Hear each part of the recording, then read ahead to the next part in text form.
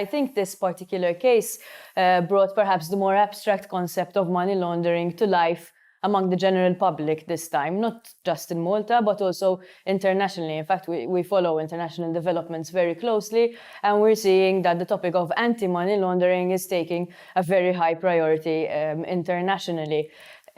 If I may say, I think that the allegations of local involvement within the Panama Papers definitely sparked an interest in Malta, and suddenly we started seeing the topic of money laundering in the news. And I think that perhaps it suddenly brought to life the possibility that the obliged entities, so the entities that we regulate in Malta, are not as immune perhaps to money laundering as we may have thought. It has definitely helped to raise awareness, but with that said, I wouldn't say that that is what raised awareness in Malta. So obliged entities, subject persons, so we're talking about banks, financial service providers, investment service providers, notaries, lawyers, accountants, and so on. Basically, the entities that the FIAU regulates have long been subject to regulation. So they've long been aware of their anti-money laundering obligations, the money laundering risks that they are exposed to, and so on and so forth. But in the past few years, we have seen an increase in this level of awareness, and we're noting perhaps what we can refer to as a shift in the culture. So we're noting